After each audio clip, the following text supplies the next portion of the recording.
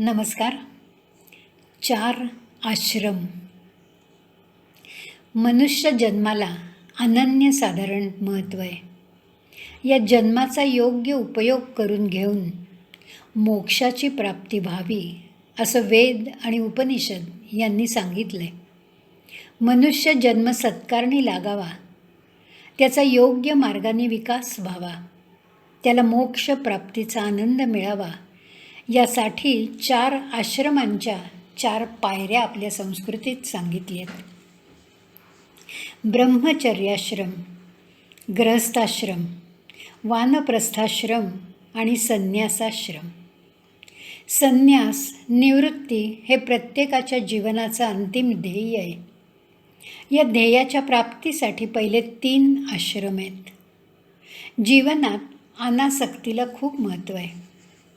ती एकदम कधी साध्य होत नाही. त्यासाठी त्या आश्रमात प्रवृत्ती निवृत्तीचं डोळस भान ठेवलं पाहिजे. यासाठी विवेक आणि विरक्ती म्हणजे काय ते समजून घ्यायला पाहिजे. प्रत्येक आश्रमात काय करायचं याला जसं महत्त्व आहे तसं काय करायचं नाही ही गोष्टही तितकीच महत्त्वाची आहे.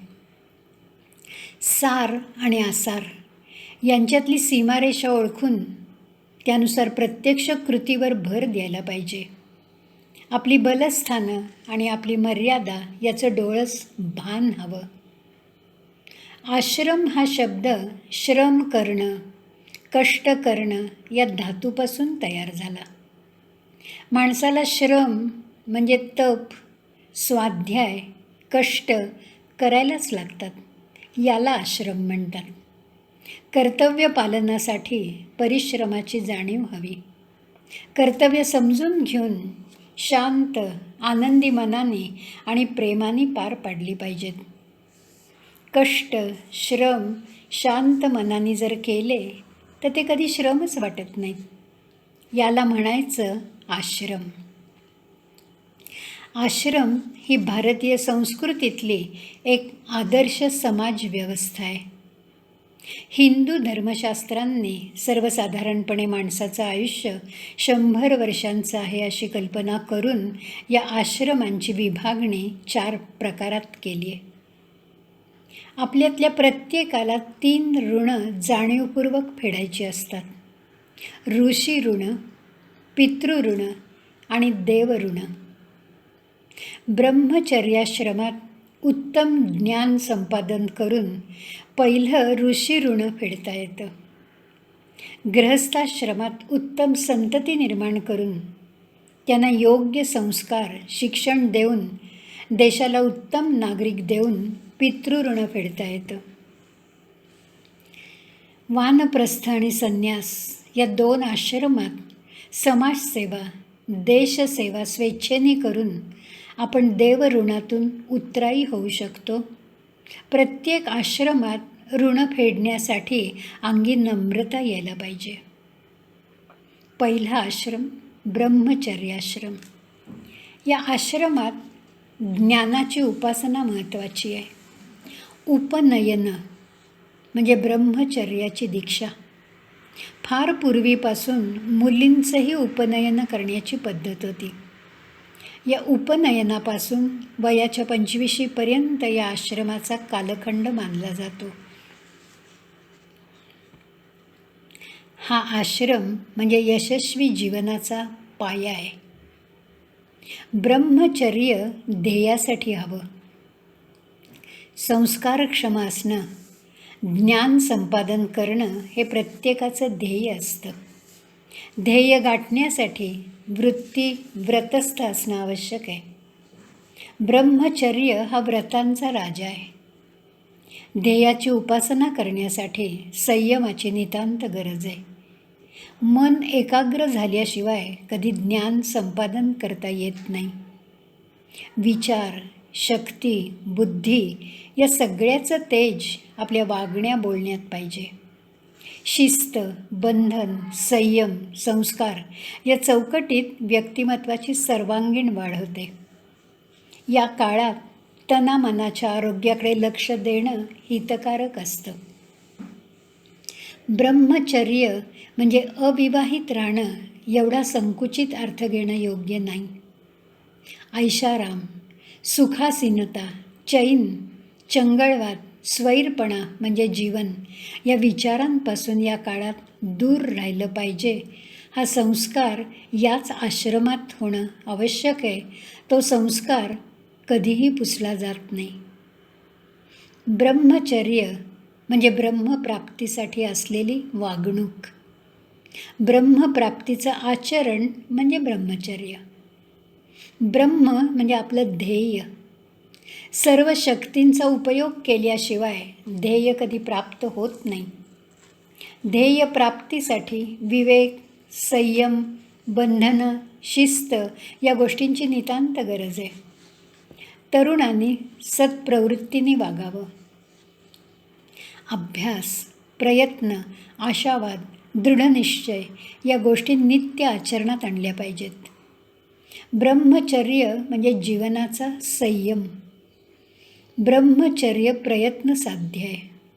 सतत सकारात्मक गोष्टींचा विचार केला पाहिजे. मनाची कणखरता प्रयत्न साध्य आहे. सत्याच्या वाटेने जाण्याचं व्रत घ्यायला पाहिजे. त्याचं कसोशीने पालन केलं पाहिजे. मी ब्रह्म आहे म्हणजे मी सर्व शक्तिमान आहे असं नित्य मनाला बजावायला हवं. उत्कृष्ट ब्रह्मचर्याश्रमातूनच आदर्श गृहस्थाश्रमाचा जन्म होतो. गृहस्थाश्रमाची सुरुवात 25 नंतर होते. गृहस्थाश्रमाला फार महत्त्व आहे. माणसाचा आत्मिक, शारीरिक, ऐहिक, भौतिक या सर्वांगीण विकासाचा सुवर्ण काळ म्हणजे गृहस्थाश्रम. गृहस्थाश्रमात 4 पुरुषार्थांपैकी धर्म, अर्थ, काम यांची प्राप्ती होते. विवाह, संतती, त्यांचं उत्तम संगोपन, त्यांना संस्कारित करणं, मात्यापित्यांची सेवा करणं, गुरुऋण यासारख्या गोष्टींमध्ये आपलं कर्तव्य चोख पार पाडण्याचा हा एक अत्यंत महत्त्वाचा कालखंड मानला जातो. कुटुंब संस्था हा आपल्या संस्कृतीचा कणा आहे. कर्तव्य, आदरातिथ्य, स्नेह जोडणं मोठं अगत्याचं असतं. गृहस्थाश्रम म्हणजे समाजाचा आधार. गृहस्थाश्रम म्हणजे समाजाची धारणा. गृहस्थाश्रम खरंच धन्य आहे. विवाहाच्या पवित्र बंधनाने पतिपत्नी एकत्र येतात. लग्न म्हणजे केवळ बाह्य लग्न नाही. मन आणि हृदय लग्नामुळे आयुष्यभरासाठी जवळ येतं. गृहस्थाश्रम हा मोक्षाकडे जाण्याचा मार्ग आहे. या आश्रमात कुलपरंपरा जपायला लागते. गृहस्थाश्रम म्हणजे संयम आणि तपश्चर्या. त्यागाशिवाय गृहस्थाश्रमाला शोभा नाही. समाजाला, राष्ट्राला आपली संस्कारक्षम मुलं अर्पण करणं हा त्यागाचाच एक भाग आहे. 50च्या आसपास कुटुंबातून हळूहळू निवृत्त होऊन अधिक व्यापक होता यायला पाहिजे. गृहस्थाश्रमातील अनुभवांच्या वैभवामुळे जाणीवा परिपक्व होतात. पोक्तपणा येतो. जीवनात मधुरता येते. विरक्तीचं महत्त्व समजायला लागतं. त्यामुळे आता आपल्या कुटुंबातून बाहेर पडून समाज या व्यापक कुटुंबासाठी वेळ द्यायचा. म्हणजेच वानप्रस्थाश्रमाकडे आता वळायचं. कुटुंबातून मन काढून घेऊन निस्वार्थी वृत्तीने समाजाची सेवा करणं म्हणजे वानप्रस्थ. यासाठी वनात जाऊन राहण्याची गरज नाही. वनात याचा अर्थ एकांतात राहणं. या आश्रमात अंतर्मुख वृत्तीला महत्त्व आहे. ईशचिंतनात आनंद, समाधान मानायचं. वाचन, चिंतन, मनन आणि मुख्य म्हणजे आचरण याच्याकडे लक्ष द्यायचं. साधारणपणे 60 ते 75 या वयात वानप्रस्थाश्रमाचं आचरण करावं. संन्यासाश्रम. वानप्रस्थात आलेलं वैराग्य केवळ विचारांचं नाही तर ते प्रत्यक्ष कृतीचं हवं. झाडावर पक्व झालेलं फळ एक ना एक दिवस गळून पडणारच आहे. हा निसर्गक्रम आहे. संन्यास म्हणजे निर्वाण. संन्यास म्हणजे समदृष्टी. हा संन्यास सगळ्यांसाठी आवश्यक आहे. मितूपणाची झाली बोळवणं अशी वृत्ती होऊन जायला पाहिजे. या आश्रमात मोक्षप्राप्तीसाठी ध्यान धारणा करावी. हवं नको पण नाहीसंच होऊन जायला पाहिजे. या काळात बहुतांशी जबाबदाऱ्या संपलेल्या असतात. आर्थिक स्थैर्य आणि स्वावलंबनही असतं. त्यामुळे निस्संग होणं महत्त्वाचं आहे. आपल्या मुलांच्या संसारात फार लक्ष घालू नये, लुडबुड तर अजिबातच करू नये. नातवंडांच्यात गरजेनुसार रमणं हा घरात राहून अनुभवलेला विरक्तपणा. आपलं ज्ञान, आपल्या अनुभवाचं पाथेय यांची खरंच कुणाला गरज असेल तरच सांगावं. आग्रही वृत्ती ठेवू नये. मान, अपमान, राग, मोह, निंदा याचा त्याग करता यायला पाहिजे. ईशचरणी लीन होता यायला पाहिजे. सुखी संसाराचा, तृप्त जीवनासाठीचा हा रामबाण उपाय आहे. आपल्या भारतीय संस्कृतीत या 4 आश्रमांची अत्यंत विवेकपूर्ण मांडणी केलेली आहे. काळ आणि परिस्थितीनुसार त्याची अभिव्यक्ती बदलेल, पण त्याचा हेतू आणि त्याचा आत्मा मात्र तोच राहील. आज समाजात ब्रह्मचर्याचा लोप होत चाललाय. वानप्रस्थ आणि संन्यास या गोष्टी काळाच्या उदरात गडप होऊन गेले आहेत. उरला तो केवळ ग्रहस्थाश्रम, पण त्यात स्वैराचार, चैन, कुठल्याही गोष्टीचा अतिरेक हाच येऊन बसलाय. संस्कार, मूल्य, त्याग, सेवा, कर्तव्य, तडजोड, नम्रता, देशप्रेम ही शाश्वत मूल्य करपून गेली आहेत असं वाटतं. त्यामुळे शांतता, समाधान, आनंद शोधूनही सापडत नाही. वखवख मात्र सगळीकडे दिसते.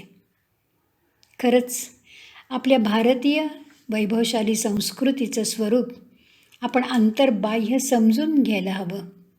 आपली नाळ त्याच्याशी जोडता यायला पाहिजे. यातच आपलं, आपल्या देशाचं आणि राष्ट्राचं कल्याण आहे.